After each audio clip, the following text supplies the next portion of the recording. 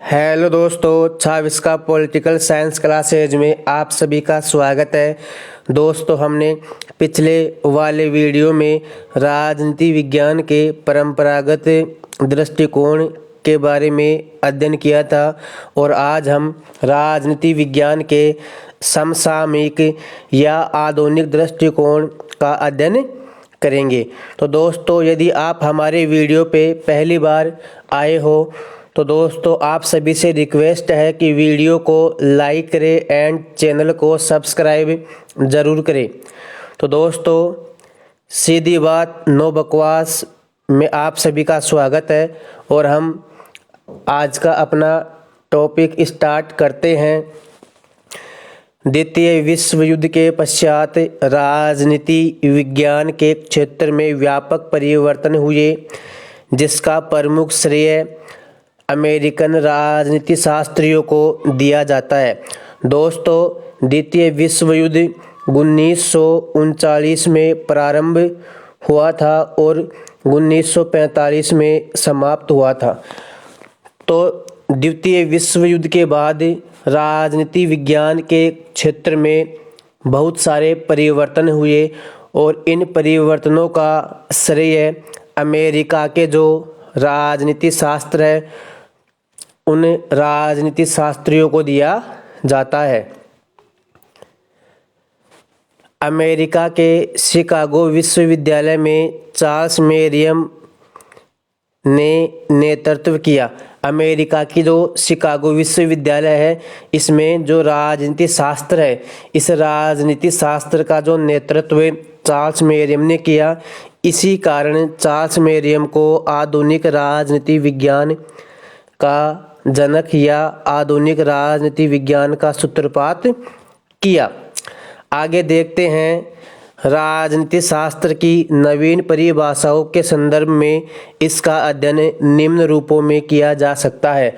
दोस्तों, जब मैंने आपको राजनीति विज्ञान का परंपरागत दृष्टिकोण पढ़ाया था, तब मैंने आपको बताया था कि जो परंपरावादी विचारक है वो कहते हैं कि राजनीति विज्ञान में केवल राज्य और सरकार का अध्ययन किया जाता है, परंतु जो आधुनिक विचारक है वो कहते हैं कि राजनीति विज्ञान में मानवीय क्रियाओं का अध्ययन किया जाता है, राजनीति विज्ञान में शक्ति का अध्ययन किया जाता है, राजनीतिक व्यवस्था का अध्ययन किया जाता है, निर्णय प्रक्रिया का अध्ययन किया जाता है। अब हम देखते हैं, कैटलीन का प्रसिद्ध कथन है, राजनीति से अभिप्राय सत्ता संघर्ष या सत्ताधारियों को प्रभावित करना है। आगे देखते हैं। राजनीति विज्ञान के आधुनिक दृष्टिकोण में राज्य को ही नहीं बल्कि समाज को भी सम्मिलित किया जाता है। यह समाजपरक दृष्टिकोण है। राजनीति अध्ययन में अंतर अनुशासनात्मक दृष्टिकोण को अपनाया गया है। दोस्तों, अब हम देखते हैं कि जो आधुनिक राजनीति विज्ञान है, इस आधुनिक राजनीति विज्ञान की विशेषताएं कौन कौन सी है। तो इसकी पहली विशेषता है वैज्ञानिकता। आधुनिक राजनीति शास्त्री अपने अध्ययन को अधिक वैज्ञानिक बनाना चाहते थे। मतलब जो आधुनिक राजनीतिक विचारक है वो अपने अध्ययन को अधिक वैज्ञानिक बनाना चाहते हैं और उन्होंने वैज्ञानिकता पर अधिक जोर दिया है। इसके बाद है अगली विशेषता मूल्यविहीन। आधुनिक राजनीति विज्ञान को मूल्यविहीन कहकर पुकारा जाता है। इसमें नैतिकता, स्वतंत्रता, भ्रातृत्व आदि के लिए कोई स्थान नहीं है। दोस्तों, जो आधुनिक राजनीतिक विचारक है वो राजनीति विज्ञान में मूल्यों को महत्व नहीं देते हैं। इनके लिए वो राजनीति विज्ञान में कोई स्थान नहीं रखते हैं। आधुनिक राजनीति विज्ञान दृष्टिकोण की अगली विशेषता है आदर्शवादी व्यवहार परक अध्ययन पर बल दिया गया। इसके बाद आधुनिक राजनीतिक दृष्टिकोण की अगली विशेषता है अनुभवात्मकता अथवा इसमें व्यवहारवाद का बोलबाला है। इसकी अगली विशेषता है शोध एवं सिद्धांत में घनिष्ठ संबंध। और इसकी अगली विशेषता है अंतः अनुशासनात्मक दृष्टिकोण पर बल दिया गया। आगे देखते हैं दोस्तों, यहाँ से एग्जाम में क्वेश्चन आता है कि ऐतिहासिक दृष्टिकोण किसने दिया। तो ऐतिहासिक दृष्टिकोण शेबाइन का है और शेबाइन का प्रसिद्ध कथन है महान राजनीतिक सिद्धांतों का जन्म राजनीतिक और सामाजिक संकटों के गर्भ में होता है। इसके बाद अगला दृष्टिकोण है समाज शास्त्र दृष्टिकोण। ये दृष्टिकोण कैटलिन के द्वारा दिया गया था। इसके बाद अगला दृष्टिकोण है दार्शनिक दृष्टिकोण। दार्शनिक दृष्टिकोण लियो स्ट्रास ने दिया था।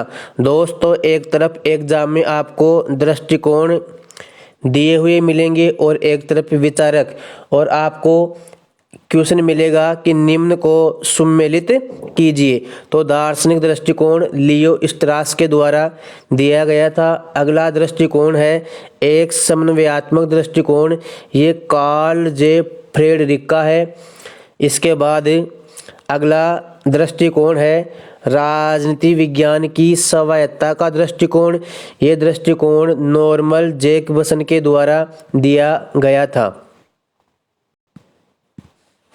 अब है कर्कपैट्रिक का प्रसिद्ध कथन है, जहाँ से एग्जाम में क्वेश्चन आते हैं असंतोष ने क्षोभ को जन्म दिया और क्षोभ के परिणाम स्वरूप क्षेत्र में परिवर्तन आया।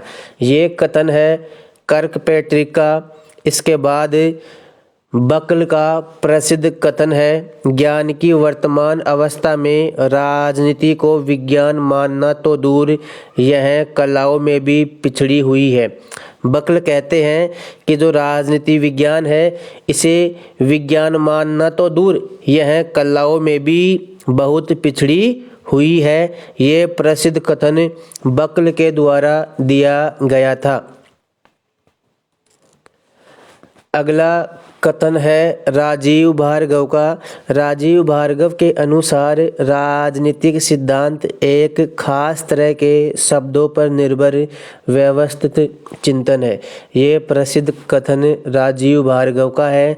और आगे एक अवधारणा है विवेक और प्रकृति की व्यापक अवधारणा।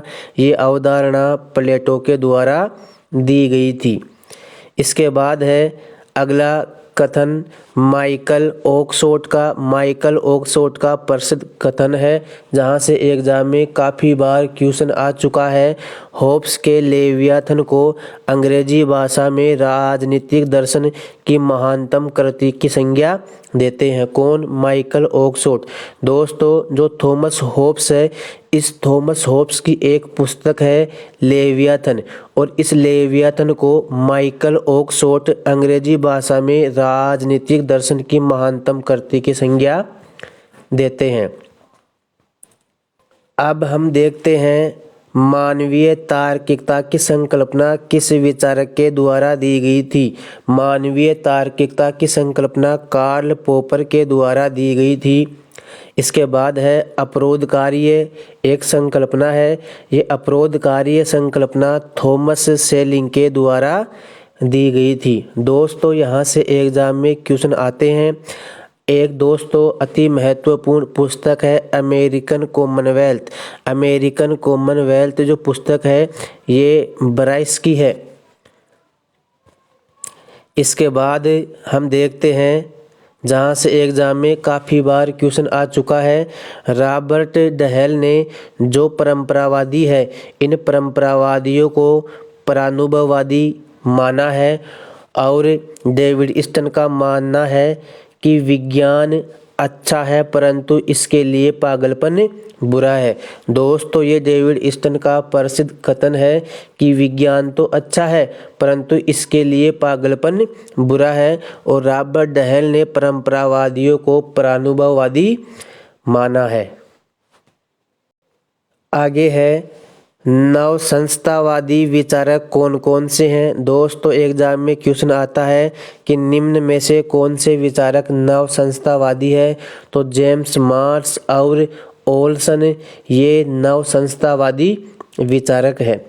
इसके बाद हम देखते हैं प्रत्यक्षवाद का पिता किसे कहा जाता है? प्रत्यक्षवाद का पिता अगस्त काम्टे को कहा जाता है। इसके बाद दोस्तों ये एक अवधारणा है और इस अवधारणा का नाम है पैराडाइम की अवधारणा। पैराडाइम की अवधारणा का प्रतिपादक थॉमस कुन है। थॉमस कुन के द्वारा पैराडाइम की अवधारणा दी गई थी। इसके बाद है सभ्यताओं का संघर्ष। जो अवधारणा है ये किसके द्वारा दी गई थी? सभ्यताओं का संघर्ष मतलब क्लैश ऑफ सिविलाइजेशन।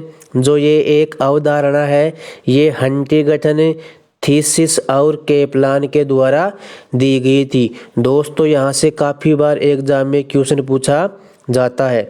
इसके बाद हम देखते हैं जॉन रॉल्स ने अपनी पुस्तक ए थ्योरी ऑफ जस्टिस, जो दोस्तों 1971 में लिखी गई थी। जॉन रॉल्स ने अपनी पुस्तक ए थ्योरी ऑफ जस्टिस में राजनीतिक सिद्धांत को पुनर्जागृत किया।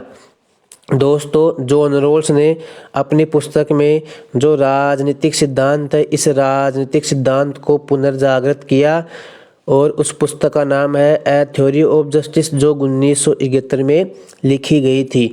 आई होप आपको वीडियो अच्छा लगा होगा तो चैनल को सब्सक्राइब जरूर करें। दोस्तों हमने पिछले वाले वीडियो में राजनीति विज्ञान का परंपरागत दृष्टिकोण देखा था और मैंने आपको बताया था कि जो परंपरावादी विचारक है वो कहते हैं कि राजनीति विज्ञान में राज्य और सरकार का अध्ययन किया जाता है, लेकिन जो परंपरावादी दृष्टिकोण है इसमें कुछ विचारकों ने संशोधन किया और उनका जो दृष्टिकोण आया उसे आधुनिक दृष्टिकोण कहते हैं। और आधुनिक दृष्टिकोण के अनुसार राजनीति विज्ञान में मानवीय क्रियाओं एवं शक्ति का अध्ययन किया जाता है। तो धन्यवाद दोस्तों, बाकी बात करते हैं हम अगले वीडियो में। तब तक आप सभी को धन्यवाद।